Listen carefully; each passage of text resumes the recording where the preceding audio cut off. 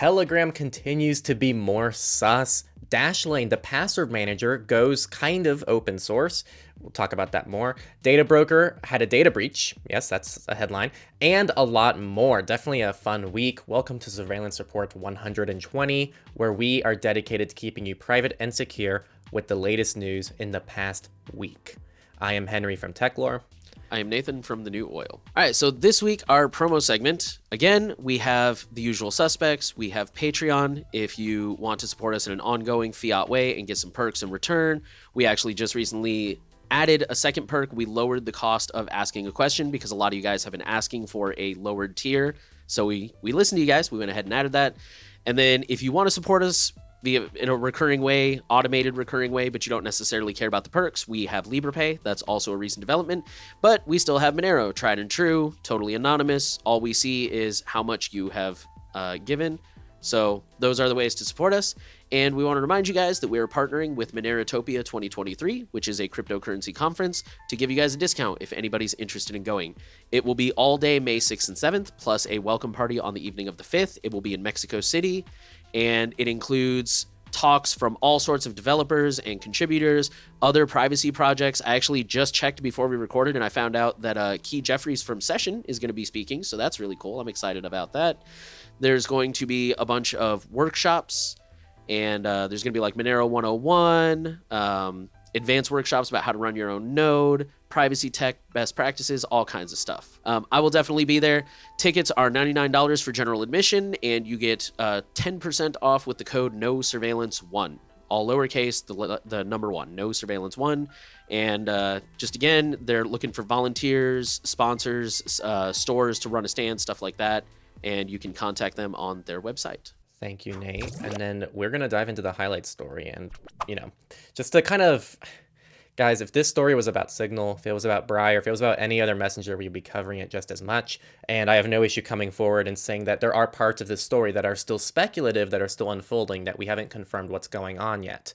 But it's still a fantastic write-up with important things for all of you to know and think about. So for the title of the story is "The Kremlin Has Entered Your Telegram Chat." There's a journalist who was hiding from a raid.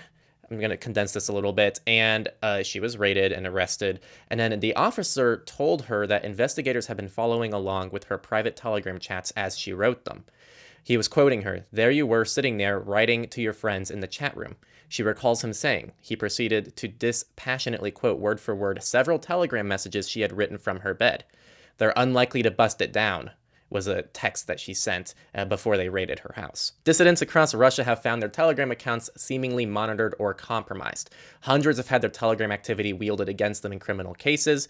Perhaps most disturbingly, some activists have found their secret chats, which is the end-to-end encryption in Telegram you have to enable, which is not a default, behaving strangely in ways that suggest perhaps someone might be eavesdropping. And that's kind of where the speculative side of things comes in, because we don't have video evidence of this. It's just what people are saying. So this is kind of sending off some conspiracy theories and paranoia among these people. So yeah, that's kind of the side of the story that we can't really comment too much on. There's just not much for us to work off of there. But what we can work off of here is this story does a very good job of summarizing a lot of the issues of Telegram on top of this recent thing that happened with the journalist. And so they're kind of quoting back Moxie Marlinspike, who was the previous president of Signal. Despite being Signal and we're seeing the bias there, he still brings up some valid points, which is there's a lot of misleading marketing towards Telegram because Telegram's messages are accessible to people inside the company. Every message, photo, anything that you do is accessible to Telegram via the database, assuming you don't enable secret chats. On top of that, Russian authorities may not even need Telegram's cooperation to monitor users at scale, because Telegram has built that capability into an API, and people are able to abuse that API to do some really interesting things. Jordan Wilden, which is an investigator at the Institute of Strategic Dialogue, said that Telegram gives you pretty much anything. And they say that the API has been invaluable to his research because he says there are obvious risks with it and it can be abused. So at the start of the war in Ukraine, for instance, he and another researcher found that it was possible to spoof Telegram's locations API to pinpoint any user within a 2-mile radius if they had recently turned on their location. So countless users were accidentally setting themselves as a homing beacon. He was able to locate 4 people with an accuracy of 1 yard, just as Russian forces were trying to seize the area. Telegram disputes the level of accuracy, but shortly after, they actually quietly changed the code. But Wilden still found that it was possible to locate other users with an accuracy of around 600 yards. Although it would make his research more difficult, he believes accessing data about Telegram's users should be as hard as possible. So there's just a lot going on here. There are lots of other issues with Telegram, by the way. These are just a few of them. But it's a very good write-up that at least asks important questions about Telegram because we don't know what happened. And so just a little bit of context, the journalist kind of narrowed this down to a few things because everyone in the chat was supposedly trusted. She doesn't think that there was a mole or anything. And the journalist also said that there are 2 core possibilities that she assumed were happening. Either she was infected with the spyware like Pegasus, and that's how they were spying on her Telegram messages, or the alternative is they were just directly accessing Telegram messages. So again, there's a lot of speculation around this story, but it still asks some super important questions that we should probably get to the bottom of if Telegram is going to keep touting itself as being a private and secure messenger, which it very proudly does in all of its marketing, and lots of people in the privacy community ask myself and Nate how we feel about Telegram. And just the cherry on top for me, guys, Telegram has zero transparency about when it hands over user data. They have an empty transparency report, despite having officially handed over. This is official. It's confirmed. They've officially handed over user data to governments in the past. So stop using Telegram for privacy until we can answer these questions. It cannot be more sus in my eyes. And Nate probably has more notes here, and he actually had a little note here that I didn't say. So, but there's so many, and to me, that was like the big thing. That was the smoking gun to me. Is when the officer was like reading off her messages in real time, like they're unlikely to bust it down. They're talking about like you said, she was raided, and they were banging on the door, and she was home talking to her friends, like, what should I do? And they're like, well, I don't think they're gonna break your door down, so just kind of like keep quiet and pretend like you're not home. And that's what he's talking about. Like, oh, he read that message. They're unlikely to bust it down. Therefore, we knew that you were home. We were like reading this in real time is basically what he was implying. Yeah, and again, like they go into detail about all the things you can do with the API. Where was it down here? You can, the journalist does speculate that maybe Telegram is working directly with the Kremlin, although the API suggests that's not necessarily a requirement, but either way, it's super, yeah, and the last thing that he didn't say is, I pointed out that Telegram's website still says under their FAQ, it still says that to date, they have handed over 0 bytes of user data. And again, we know for a fact they have. So yeah, I wouldn't trust them. Like clearly, whether they're working with them or not, they're pushing a lot of false marketing. They're not really owning up when people find vulnerabilities. You know, a lot of companies will say like, oh, that was our bad, we'll fix that. Whereas they dispute it and then quietly fix it, which is never a good look. And at worst, they're now exposing journalists and dissidents and the very people they claim to be protecting while denying it. And at best, that's at best. At worst, they're actively working with hostile governments. So yeah, stop using Telegram. They're so bad. Use literally anything else at this point. And for those curious about what we're referring to, Telegram has handed over data to German authorities over in Germany. Also India. And India, and yeah, there's been several other stories, I believe, over the course of years. I linked to all of those in my latest video about encrypted messengers, so if anybody just wants to like peruse through those sources, they're in there somewhere. Okay, with that out of the way, we'll start with data breaches, and we're going to start off with a data broker who had a data breach, which I just thought was super amusing. So the headline says, Truthfinder instant checkmate confirmed data breach affecting 20 million customers. For the record, this is not as bad as it sounds, and I'll explain why, but my brain went to the worst possible scenario. So this affected a company who's called People Connect, which is the parent company of those 2 data brokers, and it includes a 2019 database backup. So that's where all this came from. I'm going to quote the article. Truthfinder and Instant Checkmate are subscription-based services allowing customers to perform background checks on other people. When conducting background checks, the sites will use publicly scraped data, federal, state, and court records, criminal records, social media, and other sources, unquote. So people search websites. This appears to have included customer data. So a lot of these people search websites hide a lot of the information behind a paywall. So they might show you like the city someone, like when you look somebody up, they might show you the city they live in and they might show you like the last 4 of their phone number. But then if you want to unlock the full address or the full phone number or like every address they've ever lived at, stuff like that, then you have to sign up for an account and usually pay. Those are the customers that appear to have been affected by this. So yeah, when I first read this, I thought it was like, oh God, they just leaked all this paywall data, which this appears to be the people who signed up and said, yeah, I want to access the full data. Let me make an account. So this included email addresses, hash passwords, first and last name, and phone numbers of those customers. And I don't know if I said this, but for the record, that's what I meant when I said it's not as bad as it looks. Because, like I said, it was the customers and not like the actual people who had their data stored, who probably never volunteered to be in that database in the first place. But I digress. JD Sports admits an intruder accessed 10 million customers' data. The intrusion related to infrastructure that housed data for online orders from sub-brands, including JD, Size, Millets, Black, Scots, and Millet Sports between November 2018 and October 2020. I don't know a single one of these brands. I don't either, but for the record, that question mark was in there. I did not add that question mark. That was actually in the article. So I don't know if that's like a part of the stylization of the brand name or something. I don't know. Dude, but you're just as confused as me. I walk around. People literally know me as the guy who walks around in my little Jesus sandals. Because I literally wear my Jesus sandals I hate shoes. So I don't know. That's just a funny. I'm not gonna know any of these brands. I assume these are shoe brands. Or sports. I think athleisure. I'm guessing. I don't know, man. Crazy. Kind of like Lululemon or whatever. I don't know. Your guess. Either is way, as mine. The breach included customer names, billing addresses, delivery addresses, phone numbers, order details, and last four of your payment cards. So if you do shop with any of the things that I listed, whatever they are, be aware of this. Arnold Clark, customer data stolen in attack claimed by Play ransomware. So Arnold Clark is Europe's self-described largest independent car retailer.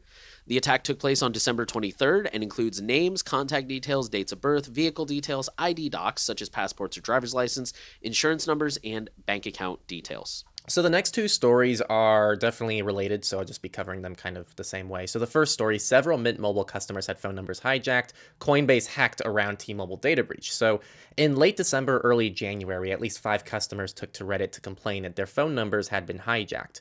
The common thread in all the cases seems to be crypto wallets, at least one user who lost 15,000 from Coinbase. So they all had crypto wallets with Coinbase or other wallets. So apparently a reboot fixed the issue, but kind of the takeaway here is that it's likely the data breach, the T-Mobile data breach had something to do with this Mint Mobile data breach, and people were using this breach in some way, shape, or form to try to get access to people's crypto wallets. So now on a similar note, Google Fi, which is Google's cell plan, says that hackers accessed customers' information. So they have confirmed a data breach likely related to the recent security incident at T-Mobile, because Google Fi also, I think, partially uses like T-Mobile and US Mobile or something like that, but I definitely know T-Mobile's one of them. So in the case of Google Fi's breach, Google says the hackers accessed limited customer information, including phone numbers, account status, SIM card serial numbers, and information related to details about customers' mobile service plans.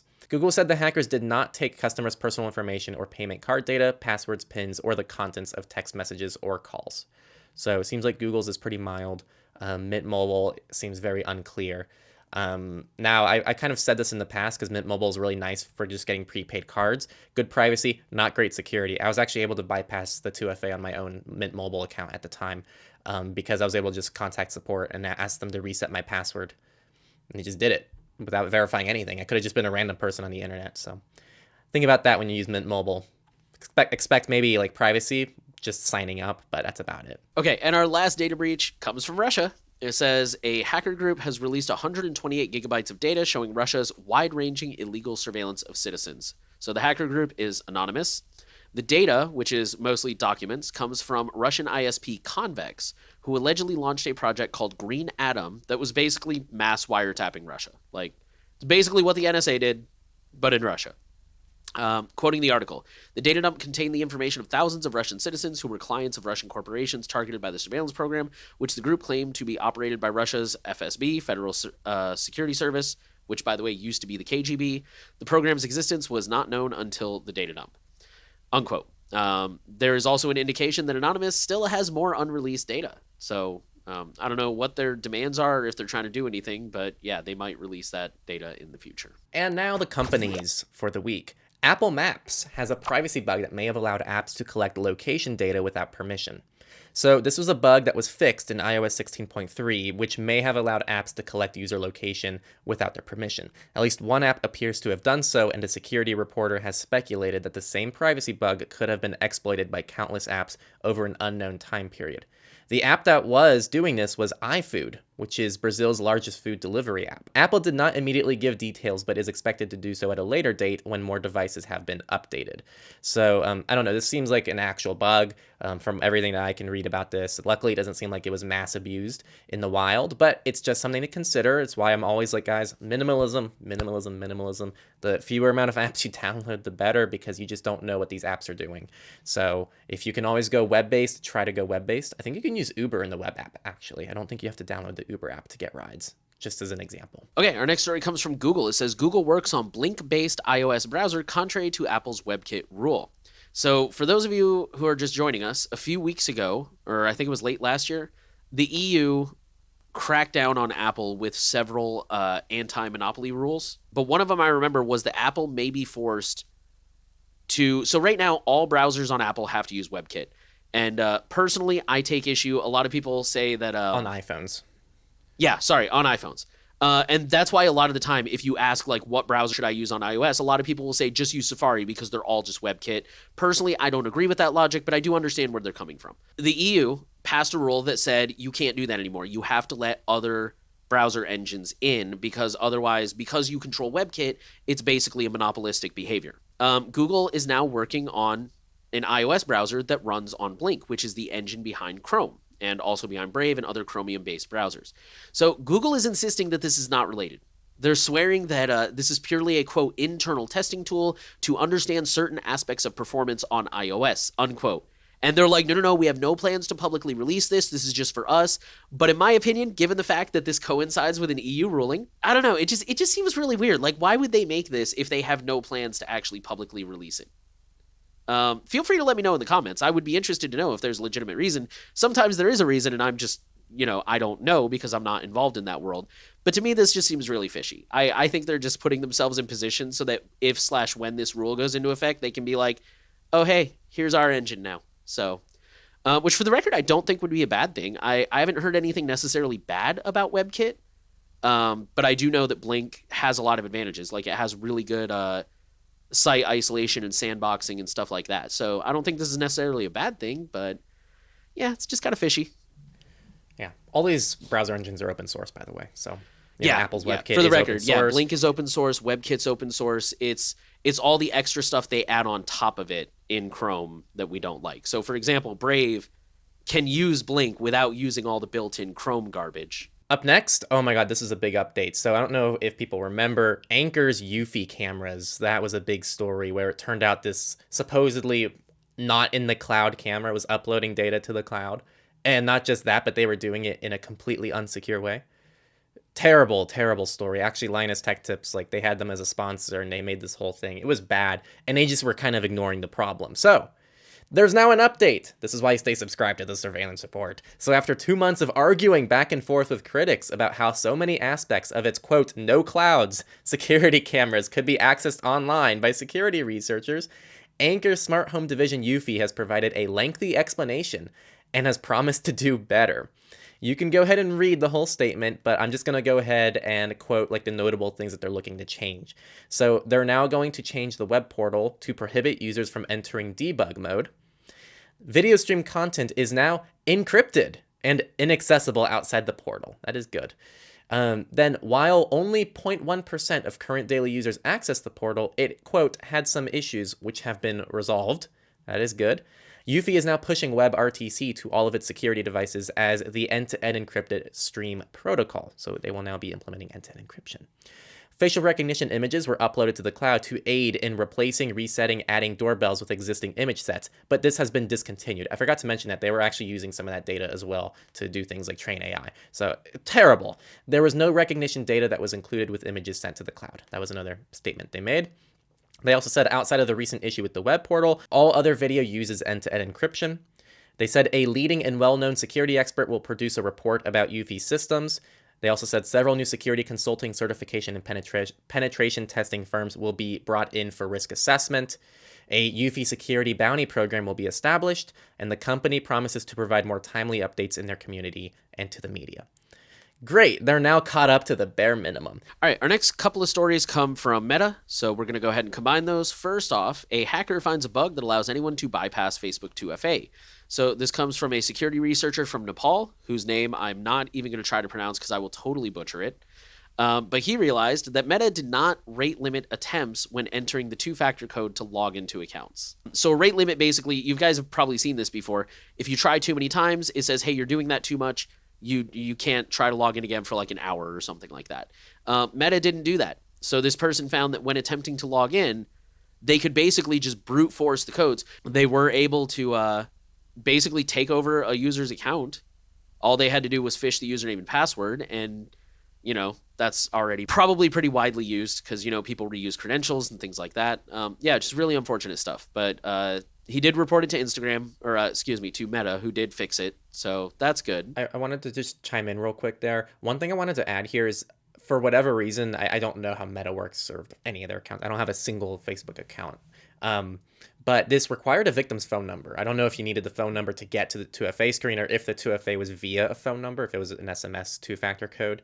But they needed a phone number. So for me, this is always like, if people can justify having an account number and a personal number, like a personal number that you share with contacts. That way, like, your accounts are set up with a different phone number. So, or you can alias phone numbers when you can. I know it's harder to do that with Facebook, but just another selling point for why, like, your phone number should stay hidden, and is another reason why I'm, like, not a fan of services like Signal that have, publicly show your phone number to all your contacts, because then you have to go out of your way to make sure you're using different phone numbers for different things. So, again, phone numbers are not a good identity for the internet. And by the way, I totally do not support the use of Facebook for any reason whatsoever, but they do have a YubiKey support if you need it. So if you must use Facebook, you can have good 2FA on there. Okay, and then the second story says documents show that Meta paid for data scraping despite years of denouncing it. So I'm just going to quote the notes here. Meta has routinely fought data scrapers, but it has also participated in that practice itself, if not necessarily for the same reasons.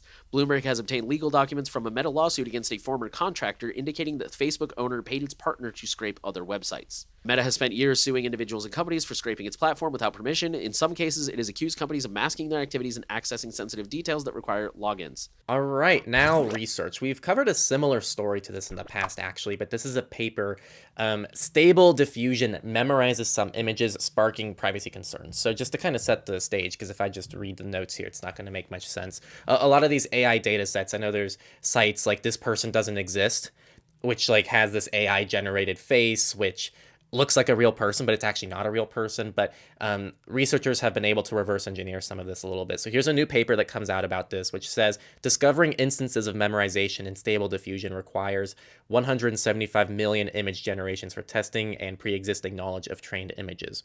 Researchers only extracted 94 direct matches and 109 perpetual near matches out of 350,000 high probability of memorization images they tested, a set of known duplicates in the 160 million image dataset used to train Stable Diffusion, resulting in a roughly 0.03% memorization rate in this particular scenario. So basically, they just found that under the right conditions, you can pull up the actual training images that Stable Diffusion was trained on, which you're not supposed to be able to do, especially with things like Stable Diffusion are supposed to be synthesizing brand new images that have never been seen before.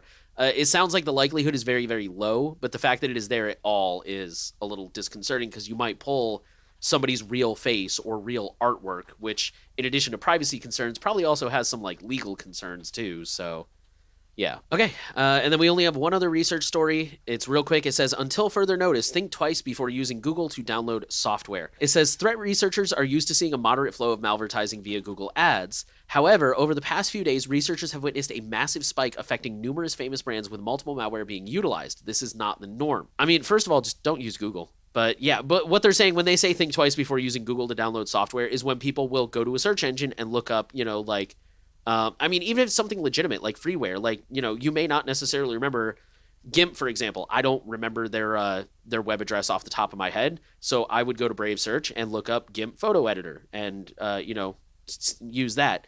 I think the real big thing here is just to use an ad blocker. Like, that's just unfortunately become kind of a even if you're one of those people who doesn't have an issue with advertising, I think that's just become like a necessary cybersecurity tool is you need an ad blocker to kill the ads because a lot of these ads might be malicious. So yeah, just use an ad blocker. Yeah, just to outline that, this isn't necessarily an issue with Google's SEO. Google isn't like actively like in their actual search results, Google isn't pushing malicious stuff. It's the Google ads that sit above everything else. So Google's pushing the advertisements for these malicious links. And this actually goes back to a story, I think like back in 2021, where it came out that even the CIA and the NSA are using ad blockers to stay safe online because of this concern. And I think there was a recent story that came out recently. Yeah, That just a few weeks ago, yeah. the FBI, I think, advised people to start using ad blockers for security purposes. Yep. It's for reasons like this. Like people are abusing advertising in order to push things like, oh, download Yeah. GIMP here because it looks like the top link. It might look like the GIMP link. You don't see the advertising thing. So that's another thing. Google can maybe make advertisements a little bit more clearer to users because it's pretty hidden to tell what's an ad and what's not an ad on Google. So it's a multi-layered issue, but it's pretty cool nonetheless, I think. All right. And now the political section. So the FTC is taking on telehealth's data sharing problem, starting with GoodRx. So, in a first of a kind action with broad implications for the telehealth industry, the Federal Trade Commission on Wednesday sought a court order to prevent GoodRx, which is a popular site that has discounts on prescription drugs, from sharing users' sensitive health data for advertising purposes. The FTC alleges that GoodRx, which allows shoppers to compare drug prices and access discounts, promised never to share health data with advertisers, but nonetheless sent details about customers' medications and medical conditions to Facebook, Google, and other companies via invisible digital trackers installed on its website. So, a few things here. One, I will say, I think it's really interesting because I think the one form of privacy that the US actually has that people seem to actually give a damn about is health privacy. People seem to care about the privacy of their personal health. But even when this migrates to the digital world, for some reason, something gets lost there. I feel like people don't really take health privacy as seriously the moment that it goes digital, which maybe is something for like myself and people to reflect on of like, is the privacy concern more so just a digital disconnect? Like people don't really see the privacy issues happening.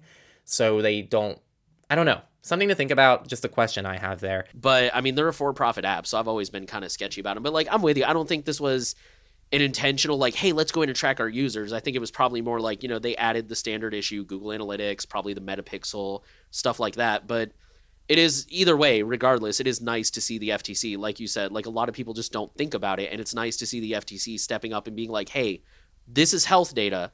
This is especially sensitive. This is something we can all agree is sensitive. Like, you need to shape up. And I think that's really good. Okay, our next story is going to sound really familiar to longtime listeners. It says, European police arrest 42 after cracking covert app. Now, for those of you who are wondering, I mean, okay, so it's a pretty straightforward story. I mean, the headline really says it all. This was another one of those, like, super secure apps that was marketed specifically towards criminals. I think they even, so I did try to look this messenger up. It was called the Exclu Messenger. And I think they did the whole, like, we sell you a whole phone that comes. Interestingly, it came with several messengers, including Threema, which I have mixed feelings about. Yeah, so this was another one of those like messengers that was specifically catering towards criminal, and there were a lot of red flags in my opinion, like the fact that nowhere did any of them claim to be open source or have a link to a GitHub or anything like that, so they were clearly not open source. Which for the record, we're always the first ones to say like open source doesn't necessarily automatically mean it's secure, but it goes a long way for transparency and assuring people. Just, I don't know, man. I mean, to be fair, when you read their website, I guess it's not, in my opinion, it's not obvious that they're catering towards criminals. It's just the usual, like, you know, we have a panic button, which I'm assuming didn't work if they were able to arrest 42 people. We have, like, we offer you top security and all just the usual marketing buzzwords. But, yeah, it's just, I don't know. I guess this just kind of proves my point. Like, we went on that tangent a while back about how, like, there's too many messengers and people just keep making messengers. Like, just go with something trusted. And if you don't trust Signal, fine. Like, personally, I do, but that's fine if you don't trust them. There's a lot of other great options out there. There's Session. There's, again, Threema's okay. It's a little weird they were included on this app, but whatever. Like, you know, there's, what else is out there? There's Briar if you're talking to Android users. SimpleX is getting really, really popular nowadays. It's got some good reviews from some people out there.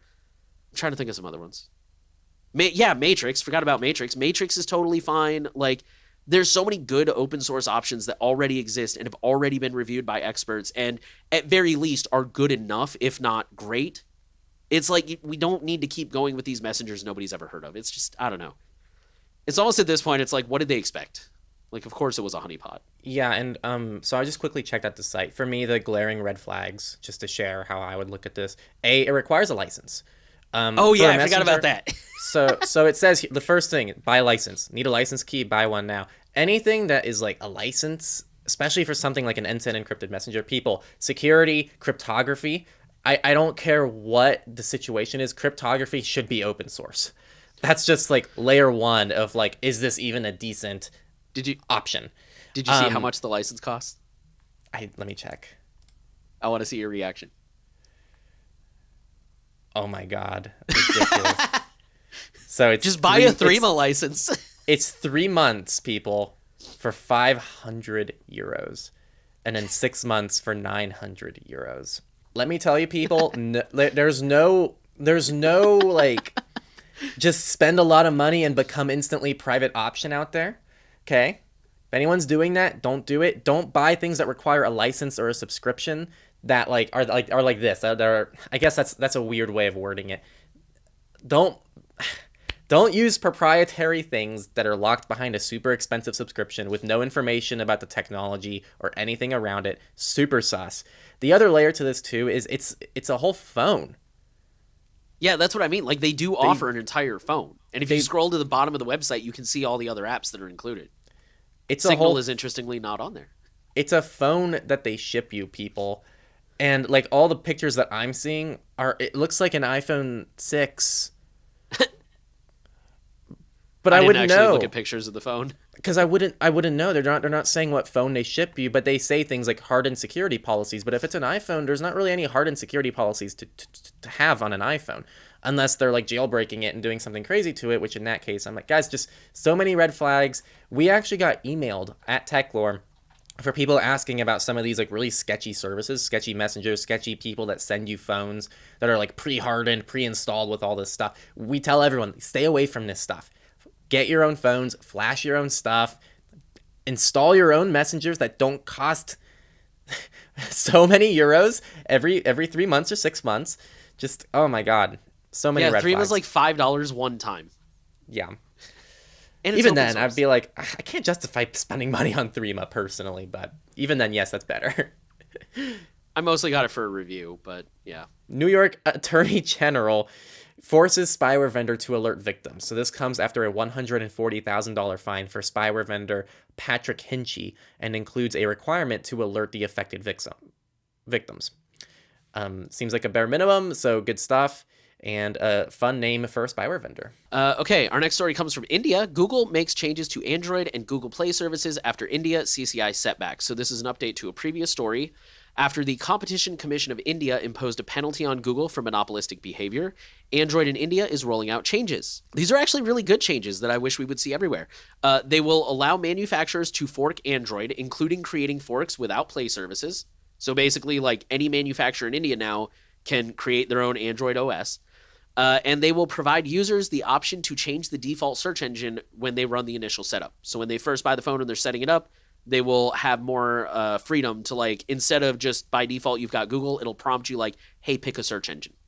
There's also a few more changes that are more developer focused and give the developers a lot more freedom when working on apps. But yeah, overall, I think that's some good stuff. So congratulations, India. You've got a win this week. The city of Salisbury has a controversial CCTV program.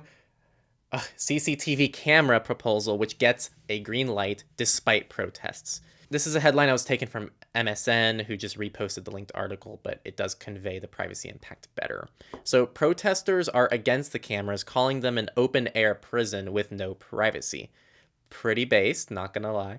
And then the council approved it anyways. Only 2 voted against. So earlier in the article, police stated they don't have access to the facial recognition database, but later in the article, it says the council wrote the police to ask them to refrain from using facial recognition until safeguards were in place, and the policy basically said no. Police. That was a typo on my end. Sorry. The police basically said no. Mixed I don't know what to messages. say to this. This is just a ridiculous story. I mean, this sucks on all accounts, and yeah. So much for making people trust the police force, you know? So this next article is really interesting. The headline says EU is building its own DNS service. What's in it for the everyday user? This is kind of big news and somehow has managed to slip mostly below our radars, as far as I can tell. I'm going to quote the article, which I believe comes from AdGuard. Says the project called DNS for EU was first outlined by the European Commission in December of 2021. Now, a year later, it's finally taking shape. In December, a consortium of 13 public and private companies from 10 European countries won the grant to build a public DNS resolution service tailored for the EU. The consortium is led, I don't know if I'm pronouncing that right, consortium is led by the Czech software company Whalebone. The project will be implemented in phases, but the public network operators will get early access to, quote, a limited first version of the service already this year. The rollout will take a total of 3 years, during which the consortium plans to get 100 million people on board. Here's the part that I think makes this slightly less concerning. For now, at least, the EU has no plans to impose DNS for you on regular people, although it may recommend it to public and government organizations for better internet security, unquote. So it sounds like this is going to be an optional thing. Unfortunately, there's probably going to be a lot of roadblocks in the way. For example, if public and government organizations are using it, it might become your ISP's default, and most people don't change the defaults. So yeah, I know in the past some people have criticized us for pushing VPNs a lot because they cost money. I respect that. Changing your DNS is totally one option. There's also the Tor browser. Proton has a free tier. I think Windscribe does too. So there are a lot of low-cost ways to get around this. Yeah, there's a lot of options in there that don't require you to buy a VPN. And you should change your DNS anyways, because otherwise you're going through your ISP's DNS. And at least here in America, ISPs are allowed to sell your browsing data. So yeah, change your DNS. Either use a VPN or change your DNS. All right. Really quick one. NIST is updating its cybersecurity framework. If you know what NIST is, you know what it is, because they're asking for your input. It's sharing as a signal boost right now because we have some knowledgeable viewers. So if you're qualified, please weigh in on the new NIST cybersecurity framework. If you don't know what that is, then no need to worry about it. With that, we'll move into the free and open source software section, and we have some interesting news out of Dashlane. Dashlane has published some of their source code to GitHub in a transparency push. This so far only includes mobile apps, but there are pieces for the Apple Watch and Mac apps, no Windows app apparently, and they are planning to add the web extension. They are using the Creative Commons Attribution Non-Commercial 4.0 license, which, well, okay, so here in the notes, this is currently source available. In the past, they have said that they want to go fully open source eventually, and they might, at the moment, they are not even accepting contributions. So even if you find a vulnerability, you can't make like like a merge request or anything like that, but they might do that in the future. And the article also says that it's unlikely that they would allow forks or allow people to like self-host or reuse the code. I alluded to this earlier. They mentioned that they have held back certain key pieces of the code in order to protect their intellectual property. So yeah, this is not enough code for you to like self-host your own Dashlane, but I think what they're trying to do is publish enough to let people see the inner workings of the cryptography and the implementation to ensure that the product is actually secure, which I think is a good choice. I'm really curious why there's no like Windows code being published, but I mean, it's a great start. So yeah. I think this is great on a lot of accounts. I really want to see like 1Password do this as well. Yeah, no kidding. That would be fantastic. And I wanted to mention a user on Mastodon. I did actually directly at 1Password when I posted this story on Mastodon. I'm like, when are you doing this? And then someone left a comment of like, well, they need to feed themselves. And it's like, no, people, just because something is source available, or even if something is open source, doesn't mean that you can't make money off of it. That is a very big misconception. I mean, Bitwarden, you can even self-host your own Bitwarden. That was my first thought. Is a whole established company. Bitwarden they have like VC funding. Didn't they get like $100 million? Something like that, yeah. They've raised several $1 million recently. Let me see. Yeah, Bitwarden raised $100 million. So to the person who left a comment saying, how are they going to get food on the table? There are many ways to make money off of still having at minimum source available clients, and you can actually be completely open source and still make money, because the reality is most people don't want to host their own password manager in the cloud. The people who do that can do that, like Bitwarden, and the people who just want to rely on Bitwarden and pay for their actual offerings on the cloud, then they do that as well. Don't pay for software, pay for hosting. So services that are able to, not every service can do that, but the services that can definitely have a nice little niche where like, yeah, it's fair to pay for hosting, but like it'd be cool to not have to pay for just the software. On the topic of password managers, let's talk about KeePass. So KeePass was accused of having a security vulnerability for a long time now. This is actually pretty old, but it's been an unfolding argument. And because of the recent password manager shenanigans that have been happening the last several weeks with LastPass happening for a while now. And then obviously the Bitwarden situation, KeePass has been kind of under hot water as well, but this one's a little interesting. There's definitely a twist to it. So KeePass is disputing a vulnerability allowing stealthy password theft. So the new vulnerability enables threat actors with write access to a target system to alter the KeePass XML configuration file and inject a malicious trigger that would export the database, including all usernames and passwords in clear text. The next time the target launches KeePass and enters the master password to open and decrypt the database, the export rule will be triggered and the contents of the database will be saved to a file the attackers can later exfiltrate to a system under their control.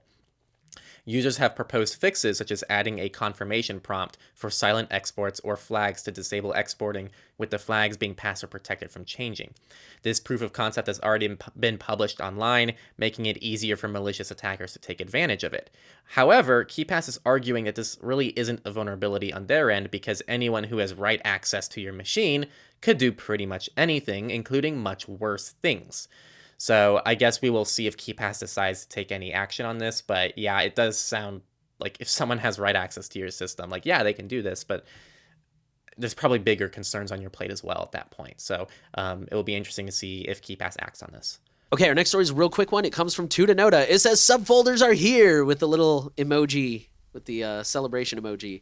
So Tudanoda has added inbox folders. That's pretty much it. It's available on all platforms, including the desktop apps, I believe.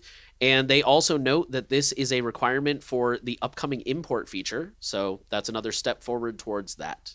All right, the next one is really interesting. So this is a first look at Blend OS, another Linux distro, but this one's a little bit different, like they all are, as it combines and blends different distros. So it's actually a blend of Arch, Fedora, and Ubuntu. This is not an endorsement, it's just a story. Blend OS is an immutable operating system, kind of like Fedora Silverblue, built around DistroBox and uses the GNOME desktop environment. It is based on Arch and GNOME on Wayland.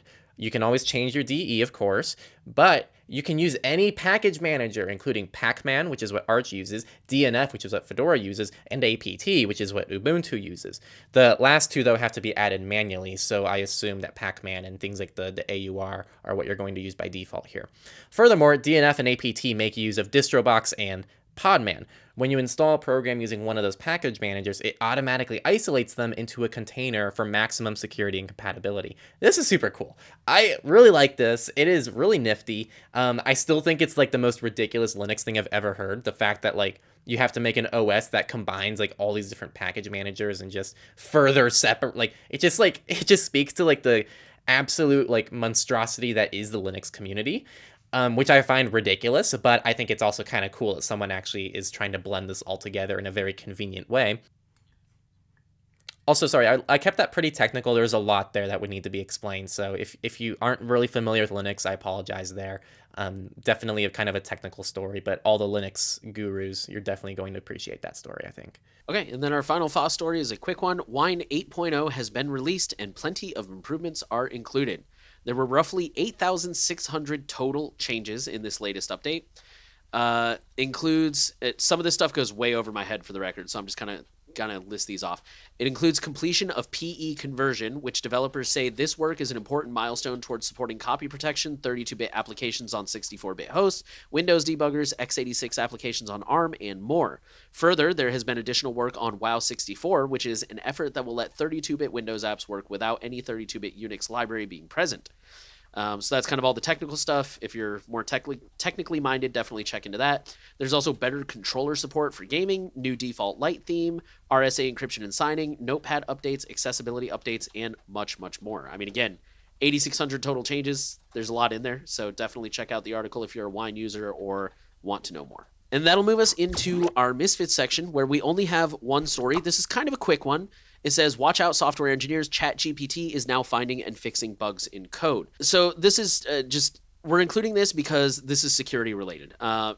A new study asked ChatGPT to find bugs in sample code and suggest a fix. It worked better than existing programs, fixing 31 out of 40 bugs. They actually did multiple passes of this. On the first pass, they only found 19 bugs, which is about on par with other similar programs that automatically find bugs. But because the researchers were able to talk to ChatGPT and refine the bot and give it better instructions, it was able to improve to find the 31 out of 40. So we're including this because I believe this is going to affect security. It may affect security in a good way. It may be an additional tool that programmers can use to supplement the bug finding process in their code. Or it's also possible that this will become a crutch. We see that, not trying to talk any trash here, but we have seen that in the law enforcement side where, for example, facial recognition will say this is the person, and police will go out and arrest that person and then spend 2 weeks to let that person go when all they had to do was take 2 seconds to look at the picture and go, wait a minute, this isn't the same person. That is unfortunately a human fallibility, is we have a habit of saying, well, the machine is quote unquote unbiased, which is not true. And therefore, if the machine says it, it must be true and we don't question it. So it could potentially become a crutch where people run their code through this kind of program and then say, hey, I didn't find any vulnerabilities, I'm good, instead of doing their full due diligence. Or like I said, it could be a good thing. It could be an initial, like, find the low-hanging fruit and then let me go through and check for the harder stuff or make sure it all went well. But either way, this could potentially affect code. So that's why we're including it. And now, normally we would be doing our Q&A. But there are no questions for us. I am so sad. And I can tell that Nate is sad as well. So sad. So sad. We're gonna cry it's after like this episode. That song in Scott Pilgrim. So sad. Yes, I've actually seen that movie. I actually know a reference that you made. To Yay! crazy. That's a great movie. Crazy. I'm so happy you've seen it. Yeah. Well, if you want to ask us anything, people, that is appropriate. Definitely go ahead and join our Patreon. We just released our lowest tier, which is just $5. So just for $5 a month, you not only get to support this free podcast, which we publish every week for free for the world, so you all can be caught up with the latest privacy and security news, but also you get to ask us questions, and there's other cool perks there, especially in the $10 tier, if you want access to our more thorough discussions. Today was definitely a rambly discussion, and we probably have a lot more things that are going to be included in the episode that we publish for our patrons in the $10 tier. So definitely check all that out down in the description. And also, just throwing it out there again, that Nate will be at Monerotopia, and that is a fantastic Monero conference, but also there's going to be a lot of privacy and security people there that just care about that as well. So it's just a great all-encompassing conference. Go ahead and check that out as well. The code is NoSurveillance1. So definitely check that out and go ahead and join that conference if you're interested in going to Mexico City. That's it for the week. Telegram again continues to be more sus. Dashlane kind of goes open source. Data brokers had a data breach. Well, a data broker had a data breach, and a lot more. Thank you all again for listening to the Surveillance Report. This was episode 120. And the final thing we want to ask of you is to share the podcast around. Word of mouth is really important in us getting the word of our podcast, but also just of privacy to more and more people, especially in your life, your friends and family. Definitely go ahead and lean on them and help them out. Make sure you're subscribed. Give us a rating if you're listening from a platform where that's an option. I always check out our Apple Podcast rating, and I'm like, oh my God, people really love our podcast. That's so cool. So definitely keep giving us the love. Or if you have actual criticism, definitely go ahead and send that along as well. We want to make this podcast as good as possible, and we also want privacy to reach as many people as possible. So definitely help us out in that. Thanks again for listening, and we'll see you all next week.